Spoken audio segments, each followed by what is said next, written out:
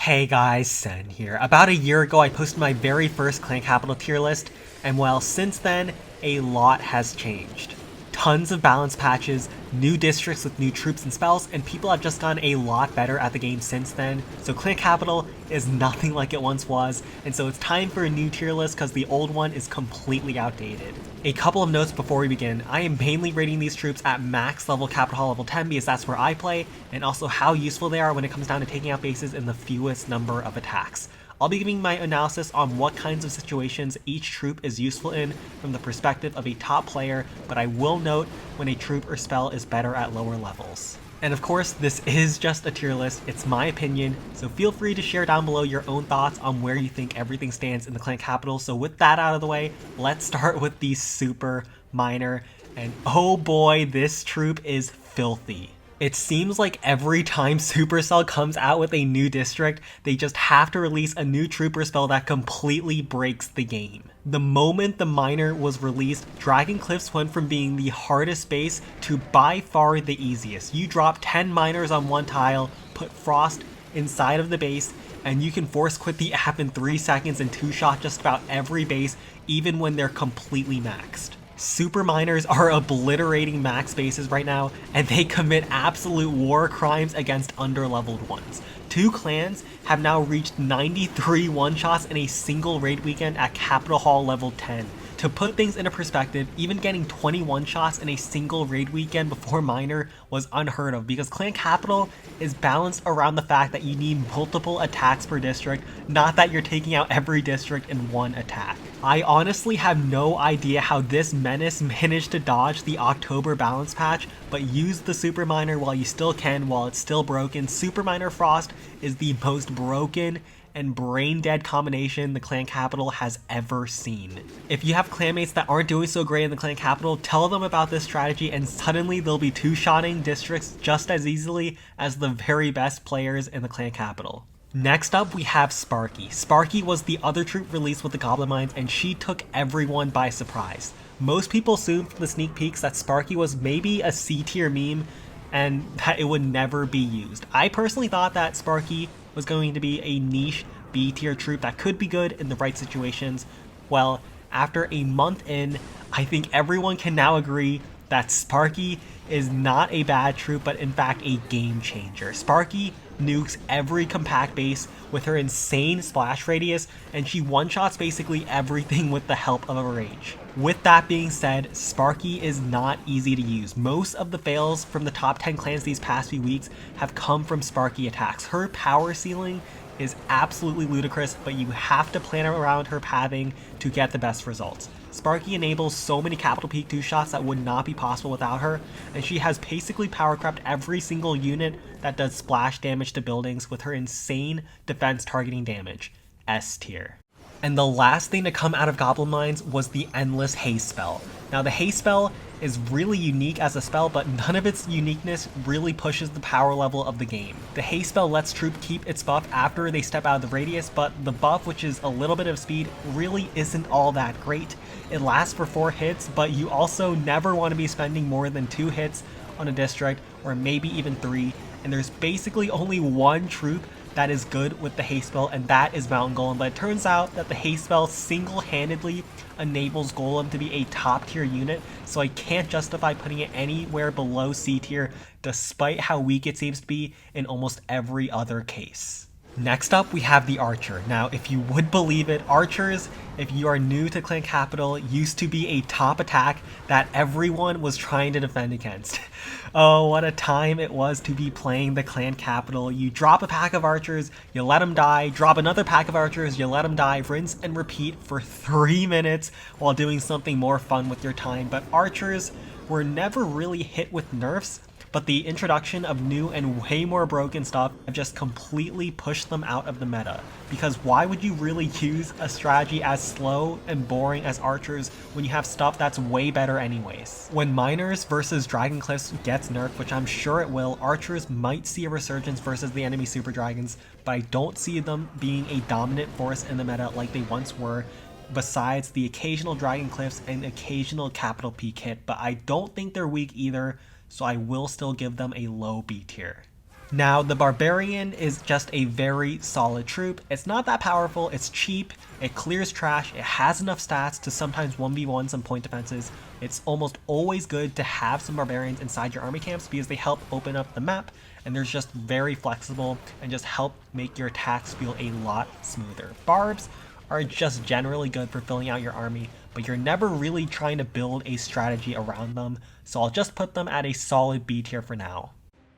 Now, the Battle Ram is the clan capital equivalent of the home village super wall breaker. That is, if the super wall breaker had a ton more health, that it was also a tank, it spawned troops upon its death that give you cleanup as well as deal damage to the buildings, and also costs half the troop space. Battle Ram actually got hit by a significant nerf a while back, if anyone remembers the time when it also did a ton of splash damage to nearby buildings and even had even more health, but it's still just a ridiculously powerful unit at 5 troop space. The utility it provides is insane, and it's the perfect engine for getting graveyard strategies going. How well a player uses Rams is often very telling as to how good they are in the clan capital, because when used correctly, Ram is easily at the top of S tier. The Super Wizard, the Super Chad as we like to call him, will always have a special place in my heart. I still remember the day like it was yesterday. I was lying in my bed and came up with the thought, what if I put a Super Wizard on the District Hall and then used Rams to go ahead and distract the defenses? It was like lightning in a bottle and still stands to this day as one of the most fun tricks to pull off in the clan capital. However, in most situations now, Sparky has overshadowed the Wizard splash chains, but Wizards are still very good versus compact capital peaks that Sparky doesn't splash well off of, as well as chaining down the Spear Goblins and Goblin Mines. The Chads are still very useful in those two cases, but outside of that, they are just not the powerhouses they were of old, so C for Chad. The Giant in the clan capital is now in an interesting spot. So before, the Giant was just a worse version of the Battle Ram because it gave you tanking, but tanking was not very effective against all the high damage point defenses, and you could just use a Ram instead, which would also open up walls ahead. But now, Giant finally has a place in the meta with Sparky. Because Sparky and Giant move at the same speed, you can put a Giant right in front of your Sparky, and it won't get too far ahead and take too much damage, but will tank for the Sparky and make sure Sparky can get off her blast and finish off all the defenses. Rams still outshine the Giants in most situations, but with that one neat interaction, as well as it helps pull the enemy Giants as well as cannon carts into range of your Sparky blasts, the Giant feels like the perfect combination to Sparky, and I personally use them quite a bit. C tier. Next up is the Flying Fortress, and one major difference since the last tier list is that air troops are a lot weaker than they once were. Flying over walls is just not as effective in the clan capital as it is in the home village when you have Rams that are good to bring anyways, and jump spells that are now being at 1 spell space, because closed walls prevent you from deploying troops closer inside of the base, which is really important for attacking bases and getting a good angle on all the defenses. So especially now that people have much higher level air defenses, air troops get absolutely smashed, which is especially the case for the Flying Fortress. Fortress moves too slow, does too little damage, and gets shot down too quickly. Now, I love the Fortress's design. The Larry parachutes are so goofy, so I hate that I have to do this to them, but everything about the gameplay of the Fortress just has not aged well. It just does not have enough stats to get through those max air defenses that are so common these days, so Fortress just mainly gets used to clean up for more bonus gold, and nothing else. D tier. The Graveyard Spell. Ah yes, the Graveyard Spell. Longtime viewers of this channel know that I have a special hatred in my heart for this spell. Graveyard Spell completely warped the meta on its release. Every single attack used to involve Graveyard back in the day, and 3 nerfs later, it's still one of, if not the best spell in the game. It generates so many Larrys to distract all the defenses inside the base, and the fact that it lasts for 2 attacks makes each subsequent attack just that much harder to defend against. Graveyard is so insane with Rams because they open up all the walls and just generate so much spam that defenses can never shoot at your troops that are dealing the damage. Graveyard just pairs so well with Hogs, pairs so well with Loons, pairs so well with cannon carts and just about every other troop under the sun. Although it's taken a backseat right now due to miners, I have no doubt it will see a huge resurgence if Miner ever gets nerfed. S tier. Now the heal spell is pretty bad these days, especially at Capital Hall level 10. The healing numbers on it is just completely pathetic against max defenses. It can barely keep up with a single point defense and gets easily overwhelmed by all the big splash defenses in Clan Capital. It's almost always superior to bring a frost spell, which mitigates more damage than the heal spell restores. I do see the heal spell getting used against underlevel defenses where the frost wouldn't be as effective. Overall, I can't remember a single instance in recent memory where I have actually used a heal spell, although I will say heal spell is much better at lower Capital Hall levels where there just are not as many defenses firing at your troops at once, but for higher levels, it is definitely a D tier spell. Next up, the Hog Raider. Now the Hog Raider has aged incredibly well. The Hogs just combine so well into Graveyard Skeleton strategies which prefer having those ground shielded Larrys. The Hogs go straight into the base towards all the defenses while the Larrys are distracting, and you just mow through everything like a wave. The problem with the Hog Raider before the Graveyard spell, because actually the Hog Raider is even better than it was on release, was that they got nuked by rocket artilleries and other big splash defenses and just did not get healed enough by the heal spell. But nowadays you don't have to worry about any of that nonsense anymore because Graveyard Skeletons are here and they're there to help your Hog Raiders sneak in towards the dead zones of all the defenses and help take them all out. Hog Raiders are also insanely strong for their stun ability. Getting the glider to stun key defenses inside the base, especially the Capital Peak, is a huge deal for mitigating damage on your approach and getting your troops far deeper into the base.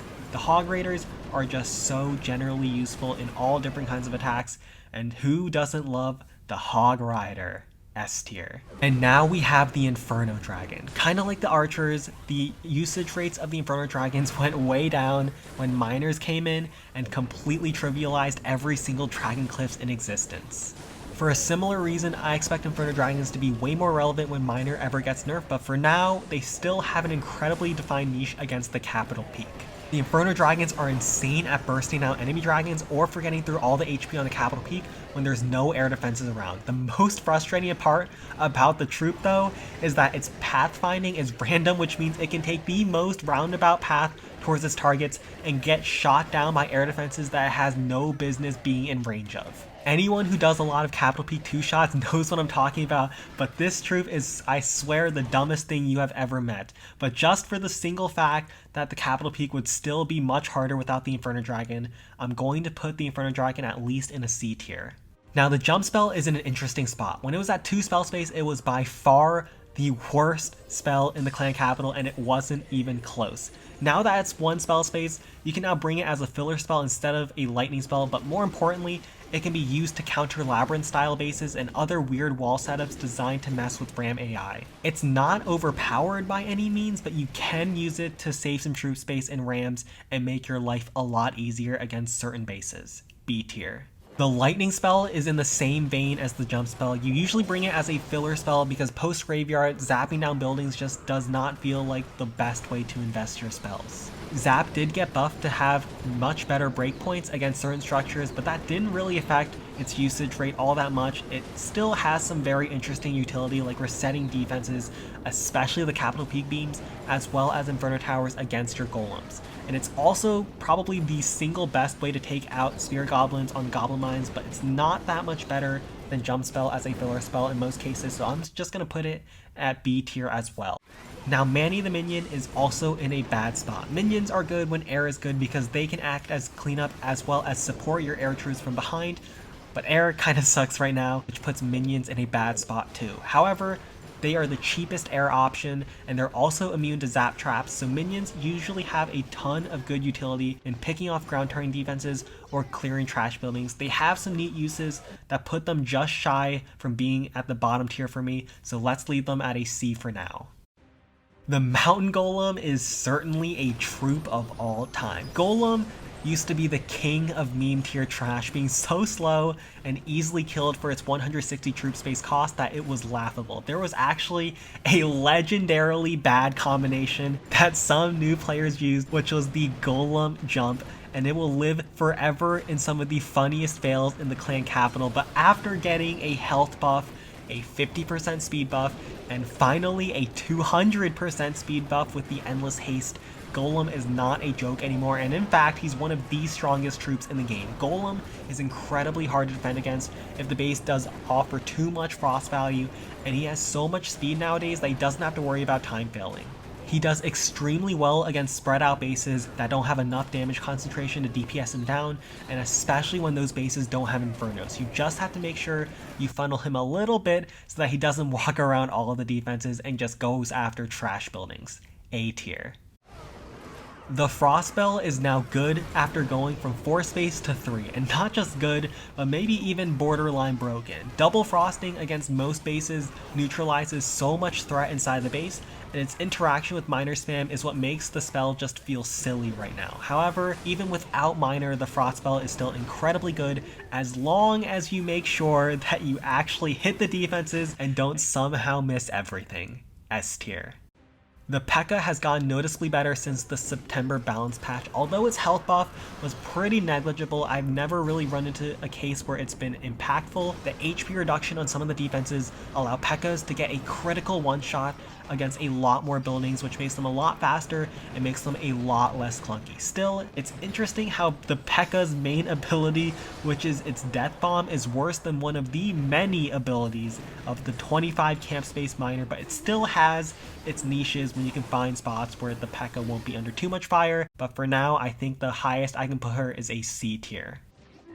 The Rage spell has fallen out of favor a little bit these days. It used to be that the Rage spell was the only good spell versus max bases, and everything else was basically trash. But now you have access to buffed Frost spells and the Graveyard spells, and the Rage spell has a lot more competition.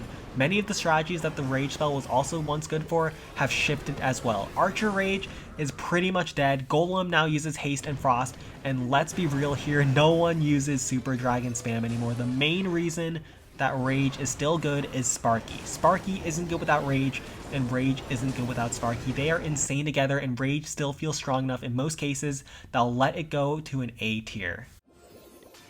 The Raid Cart was one of the big winners of the September balance changes. The quicker first attack speed, when paired with its high damage per hit, makes it very strong for punching through bases, especially when they're one-shotting buildings. They just glide their way through. The Chinese are known to love their cannon carts, especially against their open wall meta, where they have their cannon carts just roll through their bases with little to no resistance. Carts and Graveyard are one of the strongest combination against the meta bases from the very best clans, but they don't do as well in the raid weekends versus casual clans and worse bases. Although Carts are very strong at the very top, there's stronger, easier options at your disposal for the raid weekend, but still, they're very strong, and I'm gonna give them a B tier. Now, Rocket Balloon is my boy. He is the icon of the channel, which makes me a little bit sad that I am going to have to demote him from S tier. However, unlike other air troops, the high burst damage that allows Rocket Balloons to trade with almost any other defense, as well as it being serviceable with Graveyard, especially against Barbarian camps, means they still do get used quite a bit by the very best clans. Because Rocket Balloons will forever be the counter to Barbarian camp, which is considered among the hardest bases, it's never going to be a bad troop, so I'm still willing to give them a spot at the bottom of A tier. Now we have the Larry Barrel. Although every other air troop has gotten demoted on this tier list versus the last, the Larry Barrel is the one exception. The barrels are one of the most important troops for the top clans because they are core to many one-shot strategies versus default layouts. When you know where the traps are on a base, and you can plan around all the splash defenses, Larry Barrels can do a ludicrous amount of damage. Although barrels are insanely powerful in the right hands, they are also completely useless in the wrong ones, which makes them very difficult to evaluate. Strictly speaking though, for top clans though, barrels are among the most important troops whose role simply cannot be replaced. I believe right now that you can be top 10 in the world as a clan without using Graveyard spam, but you cannot be top 10 without the one-shot opportunities that barrels provide, so I have to give them at least an A tier. And finally, the Super Dragon. What can I say about the Super Dragon that I have not said about the other troops? Absolutely nothing, because the Super Dragon and everything that it can do has gotten power crept by everything else in some way. For trading enemy dragons on Dragon Cliffs, Inferno Dragons are cheaper. For splashing down a bunch of buildings, Sparky does it better with a strictly superior splash radius. For being a brain-dead spam strategy that anyone can use with and succeed, miners are easier and much better than any air spam you can come up with dragons. From my experience, Super Dragons are the one troop that pretty much have no real applications in the raid weekend, so I'm going to put them at the bottom of D tier. And there you have it. This is my 2023 Clan Capital tier list. Let me know what you think down below in the comments about some of my placements. But like and subscribe if you enjoyed today's video, and take care.